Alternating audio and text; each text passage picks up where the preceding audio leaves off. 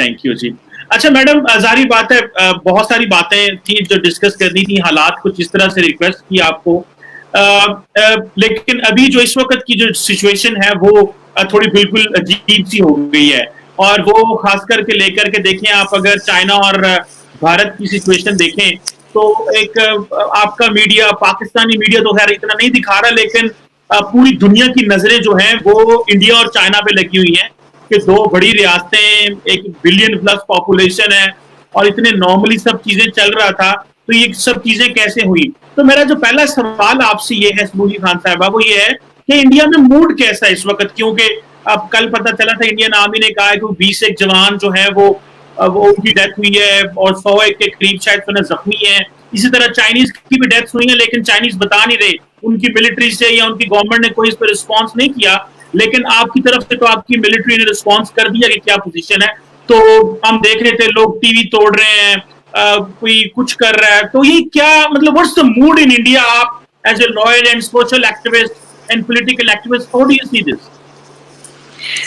देखिए चीमा साहब, कोई भी अगर भारत की हिस्ट्री पढ़ेगा या भारत का इतिहास जानेगा तो इसमें तो कोई दो राय नहीं है कि हम लोग प्रोएक्टिवली जाके कभी जंगें नहीं करते हैं।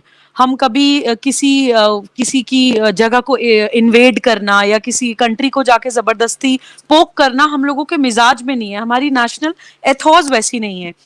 लेकिन हम लोगों की आर्मी और हम लोगों की जो कंट्री है, जो हमारा देश है भारत, आई am not just talking about India which was formed like in 1947, but I'm talking about Bharat. हमारा जो भारत है वो किसी भी तरह से शक्ति में कमजोर नहीं है, और हम लोग ये मानते हैं कि भले ही आप सामने वाले को नुकसान मत पहुंचाइए, लेकिन एटलीस्ट उसको अपनी शक्ति का एहसास कराना जरूरी होता है। तो जैसे चाइना का आप सभी जानते हैं कि उनकी एक एक्सपेंशन करने वाली एक मानसिकता है, एक मतलब एक साम्राज्यवाद में वो यकीन करते हैं आज की तारीख में भी। हालांकि वो जमाने चले गए जब लोग इन्वेड करते थे, लेकिन आजकल इन्वेजन के तरीके बदल गए हैं। आप इकोनॉमिकली इन्वेड करिए या आप धीरे धीरे करके आप जो लाइन ऑफ कंट्रोल है एलएसी में, वहां पे वो लोग कुछ कुछ वायलेशंस करते रहते हैं। तो लेकिन कभी 1962 की वॉर के बाद कभी इस तरह का एलएसी पे चाइना और इंडिया के बीच में इस तरह का हुआ नहीं है। इस बार पहली बार ऐसा हुआ है और हम लोगों ने बहुत अच्छे से उनको जवाब भी दिया है। ये आपने सही बोला कि हमारे ऑलमोस्ट अप्रोक्सीमेटली 20 जवान जो हैं आर्मी पर्सनल वो शहीद हुए हैं।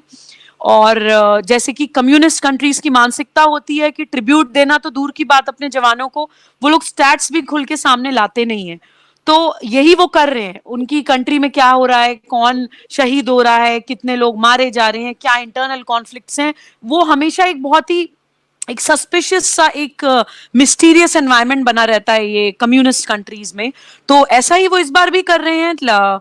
और हालांकि उन्होंने एयरलिफ्ट करवाए हैं, जो उनके सैनिक मारे गए हैं उनके बॉडीज को वो लोग लिफ्ट कर रहे हैं, लेकिन हमारी आर्मी ने उनको किसी तरह से वो बॉडीज लिफ्ट करने से या ले जाने से रोका नहीं है। क्योंकि हम लोग वॉर भी जो करते हैं वो पूरा मॉरल एंड एथिकल प्रिंसिपल्स के हिसाब से करते हैं कि ठीक है, जिस टाइम पे हमें जंग करनी है उस वक्त हम जंग करेंगे। लेकिन जब उन्होंने अपनी बॉडी छोड़ दी और वो सिर्फ डेड बॉडीज हैं, तो हम हमेशा चाहते हैं कि प्रॉपर बॉडीज का जो अंतिम संस्कार है, उनकी जो भी जिस आराध्य को वो मानते हैं उसके हिसाब से होना चाहिए। ये तो आपके और हमारे बॉर्डर्स पे भी आपने देखा होगा, कारगिल वॉर में भी आपके जितने सैनिक शहीद हुए थे, हम लोगों ने प्रॉपर सम्मान के साथ उनका अंतिम संस्कार हम लोग करते हैं। हम लोग बॉडीज के साथ मिसबिहेवियर नहीं करते हैं। हालांकि आपको थोड़ा शायद बुरा लगेगा, आप लोगों ने सौरभ कालिया जी के साथ किस तरह का बिहेवियर हुआ था या हेमराज जी के साथ किस तरह का, तो पाकिस्तानी भले ही हमारे सैनिकों के साथ शहीद होने के बाद गलत तरह का व्यवहार करें, हम लोगों की नेशनल एथॉस नहीं ऐसी। रही बात मूड की, तो मूड देखिए मैं आपको बताती हूँ कि आजाद भारत के बाद हमारे देश में बहुत काफी टाइम के बाद एक बहुत सशक्त सरकार आई है, और हम लोग सब लोग भारतीय इतना ज्यादा कॉन्फिडेंट है इस गवर्नमेंट को लेके, और वी आर मेंटली प्रिपेयर्ड। जो भी फैसला हमारी सरकार लेती है हमारे देश हित में या समाज में लोगों के हित में, हम सब उसके साथ हैं, and we are mentally prepared either ways. अगर कोई कॉपरेशन की टॉक्स होती हैं या किसी तरह से टेबल पे बैठ के रिजॉल्व करी जा सकती हैं चीजें, तो हम उसके लिए भी तैयार हैं। लेकिन अगर जबरदस्ती का शक्ति प्रदर्शन हमारे साथ किया जाएगा या हमें थ्रेट्स दी जाएंगी या हमारे सैनिकों के साथ गलत व्यवहार किया जाएगा, उनको शहीद किया जाएगा, तो फिर हम लोग हर तरह से तैयार हैं। और ये चाइना भी समझ चुका है। तो मुझे लगता है कि this is the mood of the nation right now. जी, वैसे बिल्कुल ठीक कहा आपने। मेरा ख्याल है कि जो आपने कहा कि जो मूड ऑफ द नेशन है, आप उसको एक बता रही हैं कि जो भी गवर्नमेंट फैसला करेगी आप उसके साथ हैं, उस पर भी बात करते हैं। लेकिन मैं एक बात बताऊं सुबुही खान साहबा, हम पाकिस्तान से बैठ के, भले हम पाकिस्तान और भारत डिक्लेयर्ड एनिमीज हैं, सॉरी दुनिया को पता, और हम 72 साल से भी लड़ ली, सारा कुछ भी किया, लेकिन मैं personally as a human being, as an individual, मैं कभी नहीं चाहूंगा कि कहीं पे भी लोग मरे। ये तो हम उनसे पूछ सकते हैं जिनके घरों में लाशें आई हैं, वो जिनकी, आप इस कॉन्फ्लिक्ट को छोड़ें, आप कोरोना वायरस को सुबुही खान साहबा देखें, कितनी तकलीफ दे है कि लोगों, कितने इतने सियाने समझदार पढ़े लिखे लोगों की जानें चली गई। तो मौत तो कभी भी अच्छी चीज नहीं कही जाएगी, भले भले दुश्मनी क्यों ना हो। सो मैं नहीं समझता कि मैं एज एन इंडिविजुअल या हम पे से पाकिस्तानी, ठीक है मीडिया में क्या होता है वो एक और चीज है, लेकिन कोई नहीं चाहेगा कहीं भी जान जाए। सो भारत और चीनी हो, कोई भी हो, अमन से रहे।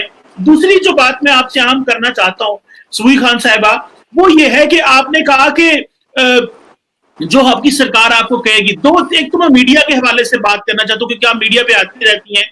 इंडियन मीडिया को मैं देख रहा था, बहुत परेशानी और दिक्कत हुई, क्योंकि पाकिस्तान तो है नहीं है कि जरा सा पाकिस्तानी मीडिया ऑन किया, पता चला वहां पे क्या है, उसको जो है आपको खबरें मिल रही होती हैं। चीनी मीडिया को आप कोट भी नहीं कर सकते, आपको लैंग्वेज बैरियर भी बहुत ज्यादा है।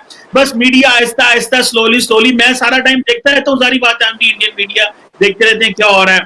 तो इंडियन मीडिया को बहुत दिक्कत हुई इस चीज में समझने में कि चीनी सोच क्या रहे हैं, वहां पे हुआ क्या है। और दूसरा, आपको पता है वो कम्युनिस्ट मुल्क है, वहां पे इंफॉर्मेशन का फ्लो जो है उसको भी बहुत ज्यादा जो है वो रोका गया जाता है, और अपनी मर्जी से हुकूमत अपनी वो इंफॉर्मेशन नहीं देती।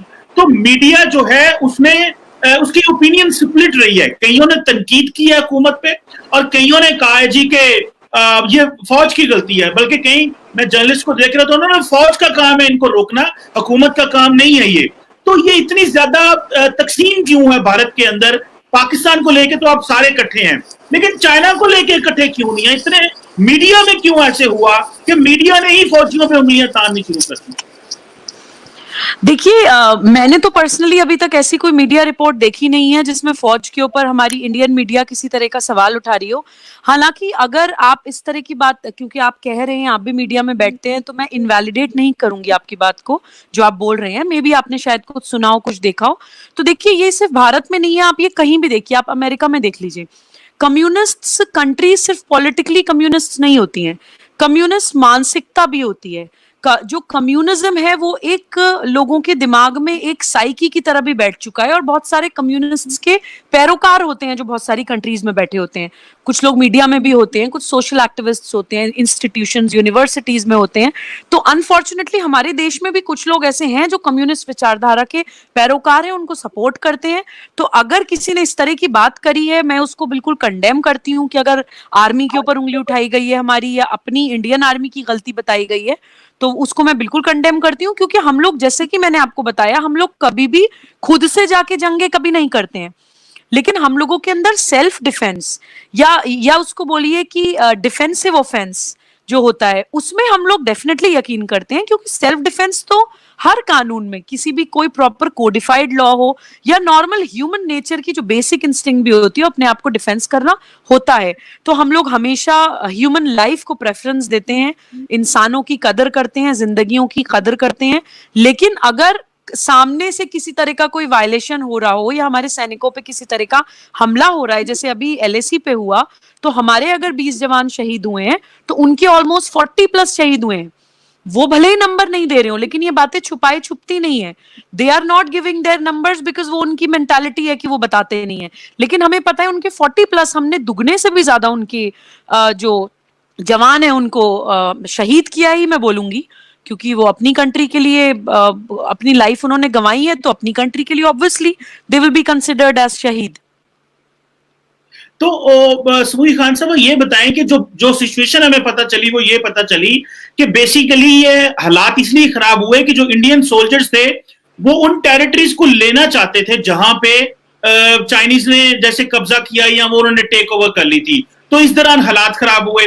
तो जैसे मैं जीडी बख्शी साहब को और इंडिया के बहुत सारे एनालिस्ट को देखता हूं, वो कह रहे, वो हुकूमत पे तनकीद कर रहे थे कि भैया ये फौज लाठी वाली डंडे वाली नहीं है, ये फौज गोलियों बारूद आपको दिया, $70 अरब आपको डिफेंस पे हम दे रहे हैं, ये आपने फौज का हाल क्या कर दिया है। तो ये मीडिया पे मैंने, मेरा ख्याल है अगर मैं गलत ना हूं तो मैं आज तक पे देख रहा था, वहां पे जो एक जर्नलिस्ट थी वो कह रही थी कि ये सैनिकों का काम है, हुकूमत का काम नहीं है, लेकिन एनी हो वो एक और बात है।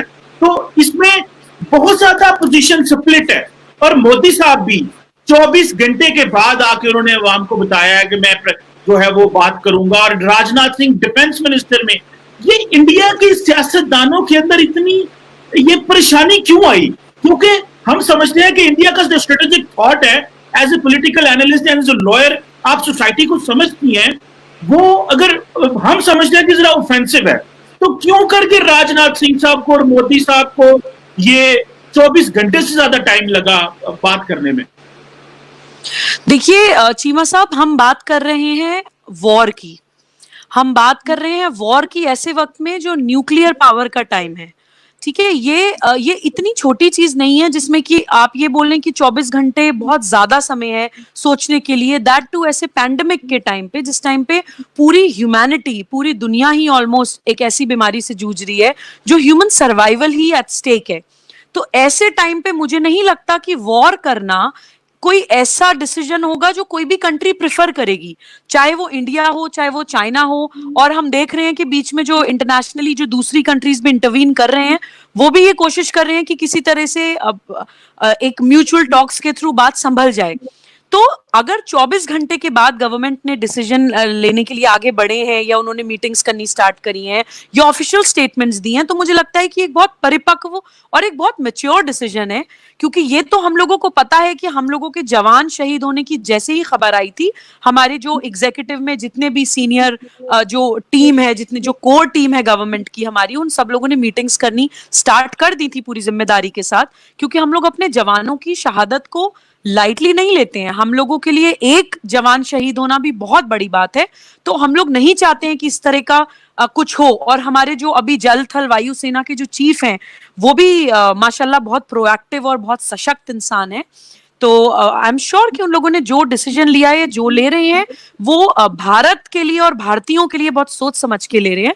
तो उसमें किसी तरह की दो राय या कोई दो ओपिनियन समाज में या इवन मीडिया में भी नहीं है। अगर किसी की कोई पर्सनल राय हो एक आध लोगों की तो वो हो सकती है, but as a country and as a society हम लोग इसमें बिल्कुल पूरी तरह से अपनी गवर्नमेंट के साथ हैं। बिल्कुल ठीक है। सबूरी खान साहब, अगला सवाल, क्योंकि आप सोशल एक्टिविस्ट हैं तो मैं उस बिहेवियर को भी थोड़ा समझना चाहता हूं। क्योंकि ये बताएं कि आज इंडिया के अंदर एक मूव चल रही है जी कि हम चाइनीज प्रोडक्ट्स को बैन कर देंगे इंडिया के अंदर। बल्कि मैं कल रात एक टीवी पे देख रहा था, तो उन्होंने जो एक एंकर थे, मैं नाम नहीं लूंगा, आप भी जानती हैं मैं भी जानता हूं, तो वो कह रहे थे हम चाइना को ब्लॉक करेंगे, बैन करेंगे। और उसी वक्त उनके अपनी टीवी स्क्रीन के ऊपर एक चाइनीज प्रोडक्ट की एड चल रही थी। उसी वक्त जब वो बोल रहे थे, एक कॉर्नर पे एड चल रही थी और सुबह बड़ा उसका मजाक भी उड़ा। तो आप समझती हैं कि इस तरह चाइना की प्रोडक्ट्स को जो है वो बैन करना आसान है जब तक आप पैरेलल अपनी एक मैन्युफैक्चरिंग इंडस्ट्री ना लगा सकें, या एक ये समझती है इस वक्त गुस्सा है भारत के अंदर, होगा नहीं, बस रेटरिक चल रही है? जी देखिए चीमा साहब, हम लोग एज ह्यूमंस हम लोग एक गलती करते हैं। हम हमेशा चीजों को बहुत एब्सोल्यूट्स में ले लेते हैं। हम ब्लैक या व्हाइट में दुनिया देखते हैं। हम लोग कभी ये नहीं सोचते कि एक बीच में ग्रे एरिया भी होता है। नो डाउट हम लोग चाइनीज प्रोडक्ट्स को बैन करना चाहते हैं। हम सिर्फ ये गुस्से में नहीं कह रहे हैं, हम लोग ये जानते हैं कि जो कम्युनिस्ट जो विचारधारा होती है, जो कम्युनिस्ट कंट्रीज होती हैं, वो अपने आप को एक्सपैंड ऐसे ही करती हैं। और आजकल का टाइम जो है इन्वेड करके एक्सपैंड करने वाला नहीं है। जो ब्रिटिश ने भी हमारे ऊपर अगर राज किया तो वो भी इकोनॉमी कंट्रोल करके उन्होंने किया। पहले वो बिजनेस करने ही आई थी ईस्ट इंडिया कंपनी लेके। तो ये हम सब भारतीय समझते हैं, ऐसा नहीं है। इंडिया में बहुत सारे जो सामाजिक संगठन और बहुत सारे लोग इस चीज पे काम बहुत सालों से कर रहे हैं कि हमें चाइनीज प्रोडक्ट्स बैन कर देने चाहिए। क्योंकि हम देखते हैं उनका जो अमानवीय व्यवहार है, जो उनका एक एंटी ह्यूमन, एंटी नेचर जो वो चीजें करते हैं। जैसे इवन ये चाइनीज वायरस, ये कोरोना वायरस जो हम देख रहे हैं, वो भी वहीं से आया है। तो डेफिनेटली हम उनको बैन करना चाहता है। लेकिन अगर आप किसी टीवी चैनल का इस वजह से मजाक उड़ा रहे हैं कि एक उनके नीचे किसी चाइनीज ब्रांड का एड था, तो ये मैं आपको बताना चाहती हूँ कि देखिए, एक मार्केट जिसमें किसी कंट्री ने पूरी एक मोनोपोली करी हुई है, नॉट जस्ट इन इंडिया बल्कि all over the world, Chinese products her country में जाते हैं। तो जब आपने इतनी जबरदस्त मोनोपोली करी हुई है, इतनी ज्यादा डिपेंडेंस है, तो उसको रातों रात नहीं खत्म किया जा सकता है। अनरियलिस्टिक बातें हम नहीं कर रहे हैं, but step by step we can take decisions at least. क्योंकि देखिए, कोई भी चाहे पर्सन टू पर्सन रिलेशनशिप हो या कंट्रीज की रिलेशनशिप हो, हमेशा म्यूचुअल डिपेंडेंस में चलती है। हमेशा दो कंट्रीज किसी ना किसी वे में एक दूसरे पे डिपेंडेंट होती हैं, लेकिन वो टॉक्सिक डिपेंडेंस नहीं होनी चाहिए। तो जब हम आत्मनिर्भर भारत का आह्वान करते हैं, या हमारे प्राइम मिनिस्टर जब बाकी हमसे बोलते हैं कि आत्मनिर्भर भारत बनाइए या स्वदेशी प्रोडक्ट्स को, लोकल को वोकल करिए, जब इस तरह की बात करते हैं, तो उनका कहना यही होता है कि डिपेंडेंस हेल्दी हो तो ठीक है, वो इतनी टॉक्सिक डिपेंडेंस नहीं हो जानी चाहिए कि सामने वाला आपके ऊपर हावी हो जाए, आप अपनी सही को सही कहने वाली आवाज भी खो दें। जो आपका एक freedom of expression and speech है, जो आपका एक सेल्फ डिफेंस है, जो एक जिंदगी एक सम्मान के साथ जीने का जो अधिकार है, आपका वो अधिकार ना खो जाए। तो इसलिए डेफिनेटली हम लोग बॉयकॉट कर सकते हैं चाइनीज प्रोडक्ट्स को, बट वो धीरे धीरे करके होगा, वो रातों रात नहीं होगा। And we are actually very serious about doing this, क्योंकि ये आज ऐसा नहीं है कि पहली बार चाइना का ये चेहरा हमारे सामने आ रहा है। चाइना ने 1950s में भी, उस वक्त हमारी दूसरी सरकारें थी, उस वक्त भी चाइना ने दोस्त बन के हमारी पीठ में छुरा घोंपा है। ये मैं आपके चैनल के माध्यम से जो लोग भी सुन रहे हैं उनको ये मैसेज जरूर पहुंचाना चाहती हूँ कि इन लोगों, ये किसी के दोस्त नहीं होते, ये सिर्फ अपने आप को फैलाने के लिए कहते हैं ना कि मतलब अपने गधे को भी बाप बना लेते हैं जिस टाइम पे इन्हें अपना मतलब निकलवाना होता है। 1950s में हमारी उस टाइम पे नेहरू जी आई थिंक हमारे प्राइम मिनिस्टर थे, उस वक्त इन लोग जब ये तिब्बत को इन्वेड कर रहे थे अर्ली 1950s में, तिब्बत का कल्चर एंड सारी चीजें, लैंग्वेज सब ये खत्म कर रहे थे, तिब्बत इन्वेड कर रहे थे, तो चाइनीज ट्रूप्स को खाने की कमी पड़ रही थी, तो तब इन्होंने इंडिया से दोस्ती करके राइस मंगवाए थे, और बहुत टाइम तक फूड सप्लाईज इंडिया से गए हैं चाइनीज ट्रूप्स को तिब्बत में। तो 1950s में आप सोचिए, हमसे इन्होंने खाना लिया, 1958 में इन्होंने हमारी डिफेंस एस्टेब्लिशमेंट में टूर किया, दोस्त बन के हमारी कंट्री में आए, हमारे डिफेंस एस्टेब्लिशमेंट में घूम के गए, और 1962 में हमारे साथ जंग कर दी। तो इसलिए ये लोग दोस्त कभी किसी के नहीं हो पाए हैं। तो ये हमारी जो ये प्रेजेंट गवर्नमेंट है, वो इस चीज को बहुत अच्छे से जानती है। हम लोग उनसे जो बात कर रहे हैं, वो बात सिर्फ इसलिए कर रहे हैं कि हम अवॉइड करना चाह रहे हैं लड़ाई, for the sake of humanity, जो हमारी गवर्नमेंट करना चाहती है। और ये प्रेजेंट गवर्नमेंट हमेशा हिंदू कल्चर, या जिसको आप बोलते हैं रिविजनिस्ट मूवमेंट चला रही है, जिसको आपके मैंने 2-4 इंटरव्यूज में देखा कि आपको वो चीज भी थोड़ा सा बुरी लगती है कि ये लोग इस तरह की बात क्यों करते हैं। तो देखिए, हम लोग बात करते हैं इंडियन कल्चर से जुड़ने की। जब हम हिंदू राष्ट्र की बात करते हैं तो हम बात करते हैं भारत की नेशनल एथॉज की, जो हमेशा इंसान को इंसान से जोड़ने की बात करती है, जो हमेशा वसुधैव कुटुंबकम में बिलीव करती है, जो पूरे विश्व को अपना परिवार मानती है। लेकिन जो हमारी भाषा में उसको सनातनी बोलते हैं। सनातन धर्म जो होता है वो होता है आपको अपना कर्तव्य पालन, आपको ट्रुथ का साथ देना, सही और गलत में डिफरेंशिएट करके सही का साथ देना। तो सनातनी का यही कर्तव्य है कि हम कोशिश करेंगे कि जंग ना हो, लेकिन अगर वो हमारे ऊपर अटैक करेंगे तो हम लोगों के शौर्य और पराक्रम से तो इतिहास भरा पड़ा है। हमारे यहाँ तो कुरुक्षेत्र की धरती आज तक लाल है। तो ये बात ये चाइनीज ना भूलें कि हम लोग सिर्फ कोशिश कर रहे हैं कि जाने ना जाएं, लेकिन अगर ये लोग नहीं संभलेंगे तो हमें इतिहास बहुत अच्छी तरह से याद है और हम पुरानी गलतियां अब दोहराने के मूड में नहीं है। अच्छा, आपका बड़ी इंटरेस्टिंग है। मुझे कुछ लोग सवाल भी भेज रहे हैं, उनमें से एक सवाल मैं आपके सामने रखता हूँ। वो एक व्यूअर ने सवाल किया, उसने कहा कि मैडम जो सबूगी हैं वो ये तो कह रही हैं कि हम चाहते हैं जाने ना जाएं, ये चीन के साथ तो जाने नहीं जाना चाहती है लड़ाई ना हो, लेकिन इधर कश्मीर में 1989 से लेके अब तक 2020 तक तकरीबन 1 लाख से ज्यादा लोग मारे जा चुके हैं। तो ये जो आप उन्हें कहते हैं वो दहशतगर्द हैं, कश्मीरी कहते हैं हम फ्रीडम फाइटर हैं, हम भी उन्हें फ्रीडम फाइटर कहते हैं कि वो अपनी टेरिटरी के लड़ते हैं, तो ये फिर आपके दो जाविये नहीं है जिंदगी को देखने के कि चीनी जिंदगी क्या ज्यादा अहम है एक कश्मीरी जिंदगी के, कि आप उसको तो जान बचाना चाहते हैं वहां पे भी, या आप समझती हैं कि चीन ज्यादा ताकतवर है, वो आगे से जारी बात है इलेक्ट्रोमैग्नेटिक वॉरफेयर और पता नहीं न्यूक्लियर क्या क्या हो सकता है, यहाँ पे तो बेचारे नहत्ते कश्मीरी हैं। तो फिर ये सुबही खान साहबा, मेरे व्यूअर का सवाल है, ये मेरा मैं बाद में शायद करता, लेकिन वो ये दोनों आपके पैरेलल बता रहा है। बहुत अच्छा सवाल है, and I am so happy and I am so glad that the viewer, जो भी उनका नाम है, ये आज दिस क्वेश्चन, क्योंकि आपके व्यूअर्स को, जो भी इस वक्त हमें सुन रहे हैं, उन तक ये मैसेज पहुंचना चाहिए। देखिए, यहाँ पे दो बातें हैं। आपने बात करी कि क्या चीनी जिंदगी ज्यादा इंपॉर्टेंट है और कश्मीरी जिंदगी कम इंपॉर्टेंट है। अभी मैंने आपको क्या बोला था कि कम्युनिस्ट मानसिकता सिर्फ पॉलिटिकल नहीं होती है।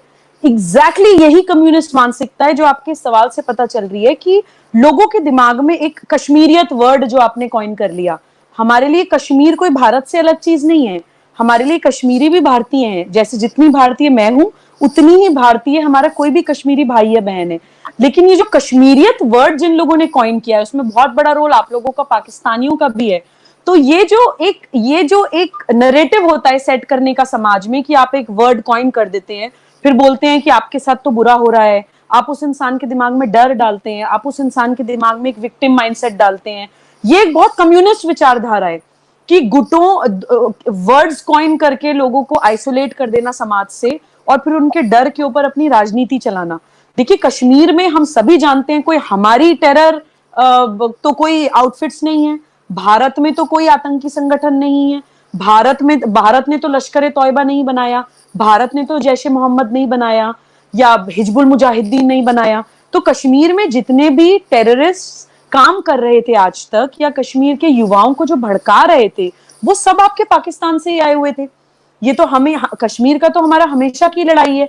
तो आप, मतलब मुझे नहीं पता जिन्होंने सवाल पूछा वो पाकिस्तानी है या क्या है। कश्मीर का अगर आप भारत का कल्चर देखें, तो कश्मीर को तो हम क्राउन ऑफ भारत कहते हैं, क्योंकि कश्मीर हमारे लिए सिर्फ एक जमीन का टुकड़ा नहीं है। कश्मीर हमारी कल्चरल, हमारी हिस्ट्री से कश्मीर की जड़ें जुड़ी हुई हैं। हमारे बहुत बड़े बड़े ग्रंथ कश्मीर में लिखे गए हैं, जो हमारी कल्चर के बहुत बड़े धर्मगुरु माने जाते हैं, जगत गुरु शंकराचार्य जी। उनको जो जगत गुरु की उपाधि मिली थी, वो भी कश्मीर में मिली थी, और शारदा पीठ में। एंड अनफॉर्चुनेटली वो शारदा पीठ आज के टाइम पीओके में है। तो मैं आप लोगों से उल्टा ये सवाल करती हूँ कि जब आप बोलते हैं, जब आप बात करते हैं धर्म स्थलों की, या आप बात करते हैं कि माइनॉरिटीज के साथ भारत में बुरा हो रहा है, तब आप ये क्यों नहीं सोचते कि धर्मस्थल तो दूसरे इंसान का भी है, रिलीजियस फीलिंग्स दूसरे इंसान की भी हर्ट होती हैं। अगर हमारा शारदा पीठ उस पीओके में, आपकी तो कोई रिलीजियस फीलिंग्स नहीं है शारदा पीठ के साथ, लेकिन जिन लोगों की रिलीजियस फीलिंग्स हैं, उन लोगों की आप कितना रिलीजियस फीलिंग्स हर्ट कर रहे हैं। तो जिसने भी ये सवाल पूछा है, मैं उनसे कहना चाहती हूँ कि हमारे लिए चाहे चीनी हो, हम इंसानों को चीनी, कश्मीरी या इस तरह से डिवाइड नहीं करते। हमारे लिए इंसान इंसान है। हम कभी भी बॉर्डर पे कितनी बार सीज फायर करते हैं, हम कितनी बार वायलेट करते हैं बॉर्डर की जो गाइडलाइंस होती हैं, या हमारे आपस में जो सीज फायर वायलेशंस होती हैं, कितनी बार हमारी तरफ से इनिशिएट होती हैं चीजें। चीमा जी, आप रक्षा विशेषज्ञ हैं, तो आप बहुत अच्छी तरह से समझते हैं। हमारे लिए पाकिस्तानियों की भी जान इतनी इंपॉर्टेंट है। जब हम सीएए लाते हैं, जब हम सिटीजनशिप अमेंडमेंट एक्ट लाते हैं, तो वो हम ह्यूमन राइट्स के लिए ही लाते हैं। जो पाकिस्तान में प्रताड़ित माइनॉरिटीज हैं, भले ही वो पाकिस्तान में प्रताड़ित हैं, भले ही वो विभाजन के टाइम पे पाकिस्तान चले गए हों, हम ये नहीं सोचते हैं। हम ये सोचते हैं कि किसी का परसिक्यूशन नहीं होना चाहिए। स्पेशली हमारे पड़ोस में अगर कोई है, वो दुखी है, तो हमने उनके लिए सीएए लाए। और ना ही सिर्फ उनके लिए सीएए लाए, भारत में मुसलमानों की, जिनकी आप लोगों को बहुत फिक्र होती है पाकिस्तान में, भारत में मुसलमानों के लिए, माइनॉरिटीज के लिए कितने राइट्स हैं। अगर मैं आपको गिनवाने बैठ जाऊं तो शायद पूरा शो खत्म हो जाएगा, शायद पूरे शो का टाइम कम पड़ जाएगा। तो ये मैं आपको बताना चाह रही हूँ कि ये कोई ड्यूअल हमारे पैरामीटर्स नहीं है। और कश्मीर में जितने भी लोगों की जान गई है, वो हमेशा पाकिस्तान फंडेड या पाकिस्तान बैक्ड टेररिज्म की वजह से हुआ है, जो आप लोगों ने हमेशा किया है। और ऐसा नहीं है, कश्मीर में अभी भी बहुत से ऐसे पार्ट्स हैं जिसमें बहुत प्यार मोहब्बत के साथ लोग रहते हैं। पूरा, जब आप जम्मू एंड कश्मीर पूरा बोल देते हैं, तो आप एक बहुत गलत नैरेटिव सेट कर रहे हैं। जेएनके में एक बहुत छोटी घाटी की सिर्फ 5 डिस्ट्रिक्ट्स ऐसी हैं जिनको टेररिस्ट, पाकिस्तान बैक्ड टेररिज्म की वजह से जो डिस्टर्ब कर दी गई थी। लेकिन हमारी प्रेजेंट गवर्नमेंट ने, हमारी एनआईए ने बहुत अच्छा काम किया है पिछले 1 साल में कश्मीर में। हमने वहां पे आतंक को बहुत अच्छे से कर्ब कर लिया है। और आप ये मानिए कि हम जो ऑफिशियल फिगर्स थी, पिछले 30 सालों में आई थिंक 50,000 से ज्यादा वहां पे डेथ्स हुई हैं। टेरर एक्टिविटीज की वजह से, पाकिस्तान की वजह से। लेकिन अब हम लोगों ने, जब से हमने आर्टिकल 370 और आर्टिकल 35A एब्रोगेट किया है, तब से वहां पे किसी की जान नहीं जा रही है, कोई ह्यूमन राइट वायलेशन नहीं हो रहा है। कश्मीर वहां पे पूरे प्यार के साथ, मोहब्बत के साथ भारत का तिरंगा झंडा लहरा रहे हैं। वहां पे किसी आतंकी संगठन के झंडे नहीं लहरा रहे हैं, वहां पे पाकिस्तान के झंडे नहीं लहरा रहे हैं। तो शायद आप लोगों को ये बात थोड़ा चुभ रही होगी कि आप लोग, जो आपको ये लगता रहा था कि भाई हम शायद इन सीडीएस वे में अंदर जाके थोड़ा सा एक अपना एक्सपैंड कर सकते हैं अपने आप को, तो वो आप अफगानिस्तान में भी ट्राई करते रहते हैं। तो मुझे लगता है कि इस मानसिकता से हमें अब ऊपर आना चाहिए। चाहे आपके पास कम एरिया है, चाहे आपके पास ज्यादा एरिया है, उसमें खुश रहिए। जो आपके अपने पाकिस्तानी हैं, अब शिया, अहमदिया, ये वो, उनको इन सब में मत बांटिए। ये मैं सीरियसली बोलना चाहती हूँ चीमा साहब। आपके एक पॉइंट मुझे मुझे actually when I got to know, तो मुझे लगा कि 21वीं सदी में एक किसी कंट्री के कॉन्स्टिट्यूशन में अगर ये लिखा हुआ, आपकी कंट्री का जब कॉन्स्टिट्यूशन अमेंड हुआ था आपका पाकिस्तान बनने के बाद, तो आपके कॉन्स्टिट्यूशन में लिखा है Ahmadiyyas are not Muslims. I was shocked to know that कि मतलब वो खुदा, वो अल्लाह, देखिए मैं भी मुसलमान हूँ, मैं ठीक है संस्कृति से हिंदू हूँ, लेकिन मैं पंथ से, फेथ से मुसलमान हूँ। तो मेरा इतना भरोसा है उस खुदा में कि उसने वो जो the most beneficent, the most merciful, जिसने पूरी दुनिया बनाई है, जो सब सारी मखलूक का मालिक है, वो लोगों को शिया, सुन्नी, अहमदियाज, बरेलवी, देवबंदियों में नहीं बांटता, वो फिरका परस्ती नहीं करता। तो मुझे लगता है कि आपको भी इन सब चीजों से अब ऊपर उठ जाना चाहिए और कश्मीर से फोकस हटा के आप अपनी कंट्री को थोड़ा अब अच्छे तरह से रखिए, क्योंकि हम भी चाहते हैं कि आप पड़ोसी हैं, खुशहाल रहें। पड़ोसी खुशहाल रहेगा तो हमें भी खुशी होगी, और हमसे जो भी मदद हो सकती है आपकी हम लोग करते ही हैं टाइम टू टाइम। आपने बहुत बातें कर दी हैं इसबुई खान साहब, मुझे थोड़ा जवाब चाहिए देना है। पहली बात तो आपने बात की, बहुत मैंने ये सारा पेपर लिखा हुआ है आपकी बातों से, जो आपने पॉइंट्स बनाए। देखिए पहली बात है, आपने कहा आपको बड़ी दुख हुआ जब अहमदीज को हमने, आपको पता है अहमदीज को क्यों हम मुसलमान नहीं कहते? Do you know this? Cheema साहब, मैं ये नहीं जानना चाहती आप क्यों नहीं कहते, मैं ये जानना मेरे सवाल तो सुन लीजिए। मैं ये जानना चाहती हूँ कि कोई एक इंसान कौन होता है किसी को सर्टिफिकेट बांटने वाला कि वो मुसलमान है या नहीं है? वो हक सिर्फ खुदा के पास है, वो हक सिर्फ अल्लाह के पास है। सुनिएगा, we are not certificate issuing authorities कि हम ये बोलें कि कौन मुसलमान है और कौन मुसलमान नहीं है। ये ठेकेदारी हमें बंद करनी पड़ेगी लोगों के ईमान में।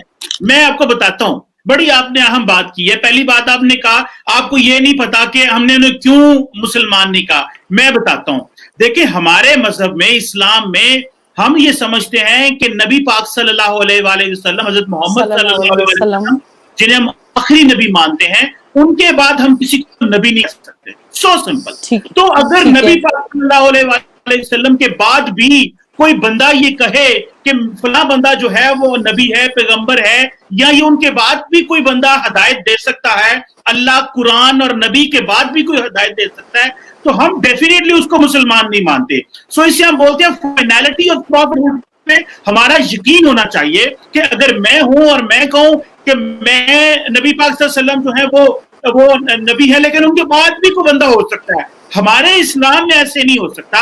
सो आपको अपनी कैटेगराइजेशन करनी पड़ेगी। और दूसरी बात आपने की, हमने सर्टिफिकेट क्यों दिया? मैडम, हम एक इस्लामिक स्टेट है, इस्लामिक रिपब्लिक ऑफ पाकिस्तान, ठीक है जी। तो हमारा जो कॉन्स्टिट्यूशन है वो इस्लामिक है। हमने अपनी सारी की सारी जो जिसे कहते हैं जो सोशल कॉन्ट्रैक्ट है, उसको इसके इर्द गिर्द घुमाया हुआ है।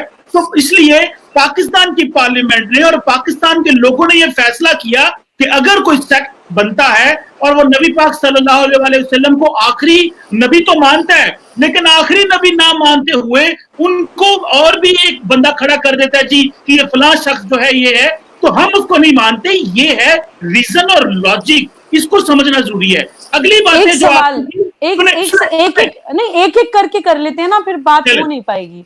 ये चलिए, आपकी बात मैंने मानी, आपकी बात मैंने ऊपर रखी कि आप इस्लामिक स्टेट है, ठीक है। तो इस्लामिक स्टेट का मतलब आप कुरान और शरिया के हिसाब से चलते हैं।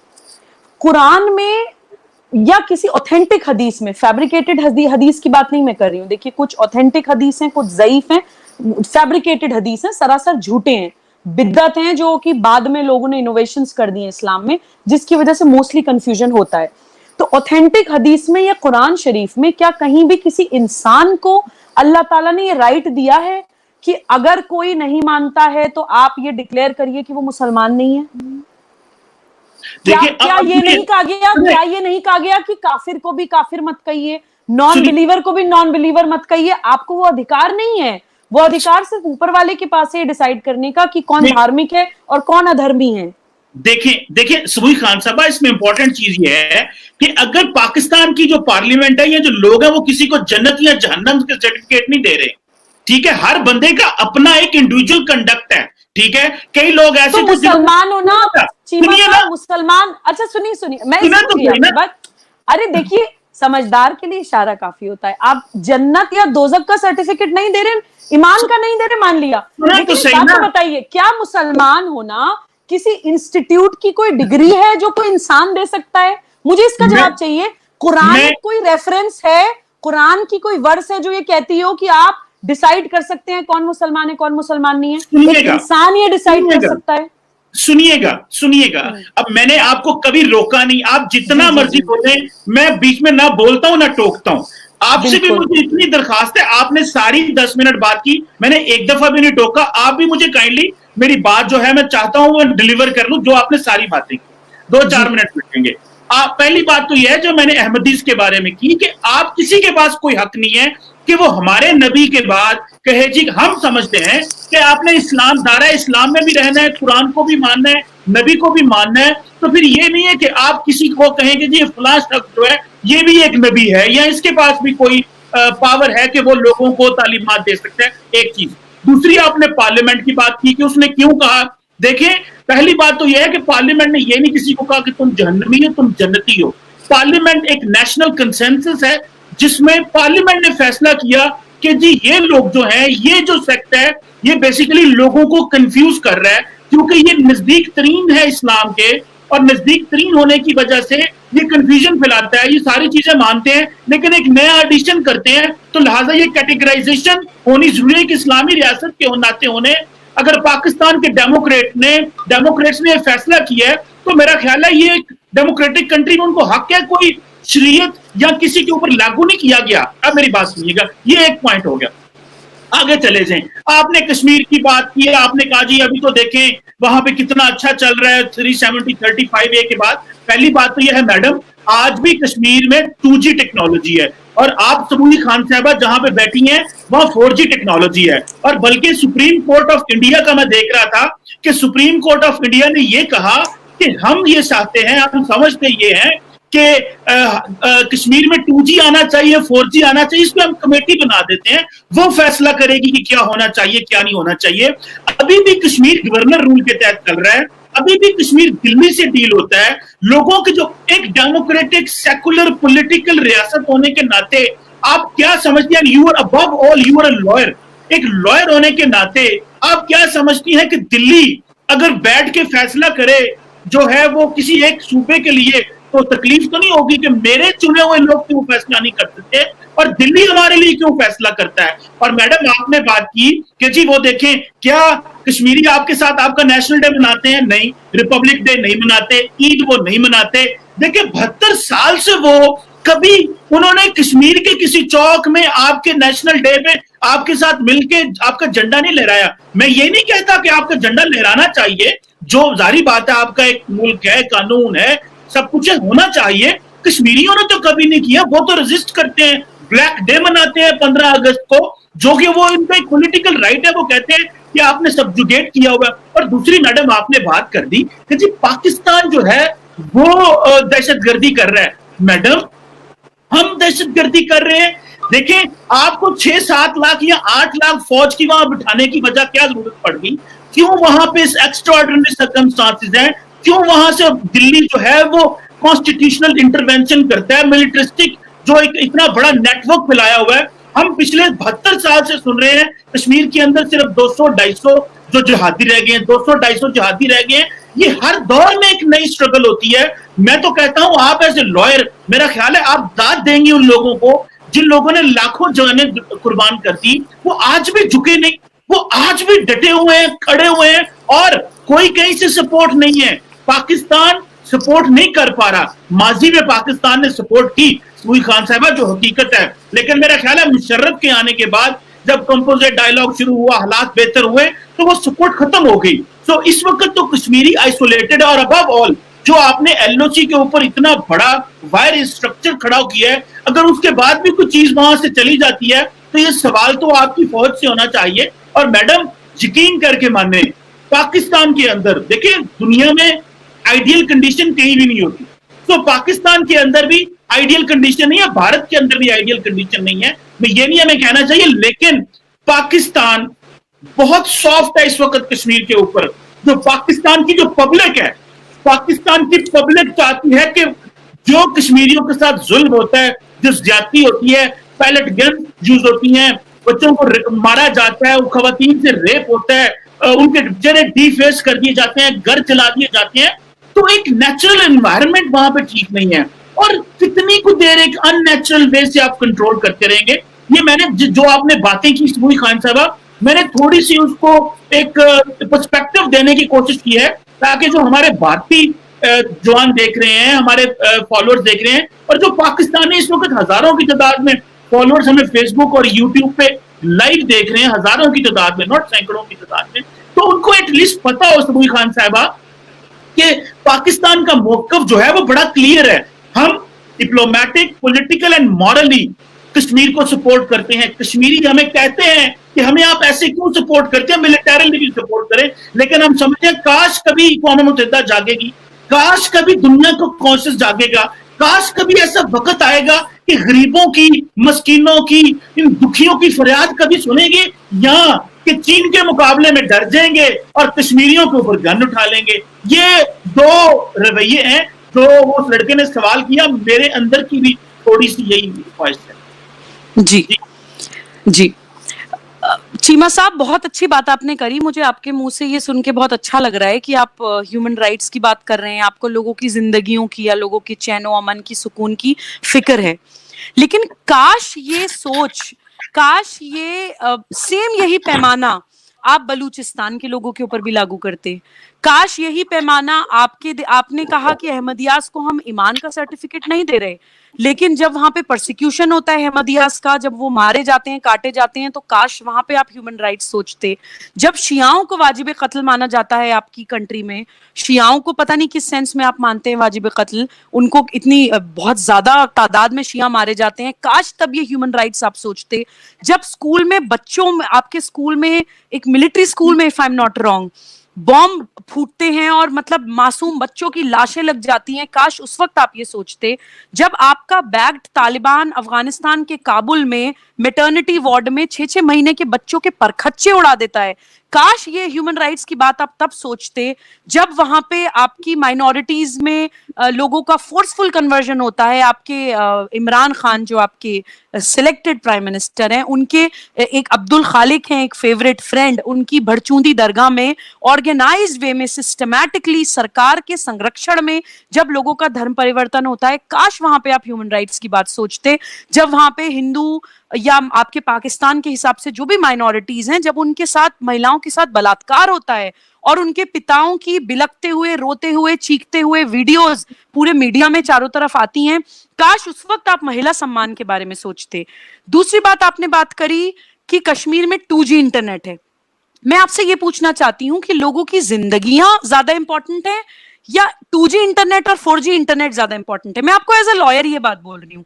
देखिए, नो डाउट कश्मीर में अभी सिचुएशंस नॉर्मल होने में टाइम लगेगा, इसको हम इनकार नहीं कर सकते। मैं, अगर आप मुझे फॉलो करते हैं तो आप हमेशा जानेंगे कि मैं बहुत ज्यादा सत्य प्रज्ञता पे यकीन करती हूँ। मैं सही को सही और गलत को गलत कहती हूँ। मैं ये नहीं कह रही हूँ कि कश्मीर बिल्कुल एक नॉर्मल भारत की और किसी स्टेट की तरह रन हो रहा है, लेकिन मैं आपको ये बताना चाहती हूँ कि जब किसी खतरनाक बीमारी का कोई इलाज होता है, जब कोई कैंसर का किसी का इलाज होता है, जब पेशेंट आईसीयू में होता है, तो उसको थोड़े टाइम के लिए आइसोलेट किया जाता है, उसको थोड़े टाइम के लिए बैक्टीरिया से, इन्फेक्शन से या पैरासाइट से या जख्मों को कुरेदने वाले लोगों से दूर रखा जाता है। इस वक्त इंटरनेट अगर कश्मीर में चलेगा और वहां पे लोगों के इमोशंस इंसाइट करने वाली वीडियोस सर्कुलेट होंगी, हालांकि अभी जो टू दिस डेट जो हम अब बैठे हैं, अब तो इंटरनेट वहां पे चल रहा है, वहां पे फोन कॉल्स भी चल रही है, मेरे लोगों से बात होती है, कोई किसी तरह का कोई कम्युनिकेशन ब्लॉकेड अब कश्मीर में नहीं है। लेकिन जिस वक्त किया भी गया था उस वक्त रीजन सिर्फ यही था कि किसी तरह की कोई अफवाह ना फैले, क्योंकि लोग वल्नरेबल थे। दूसरा, आप कह रहे हैं कि हाँ भारत का कोई वहां पे झंडा नहीं उठाता, हो सकता है कि पहले ना उठा पाता हो, चाह के भी ना उठा पाता हो, क्योंकि घर घर में आप लोगों ने आतंकवादी बैठा रखे थे। आज की डेट में जब उन आतंकवाद के क्लच से हमारा कश्मीर निकल आया है, तो वहां पे बच्चे पूरा चैन के साथ, खुशी के साथ झंडे फहरा रहे हैं। आप बात करते हैं कि आपने बॉर्डर पे पूरा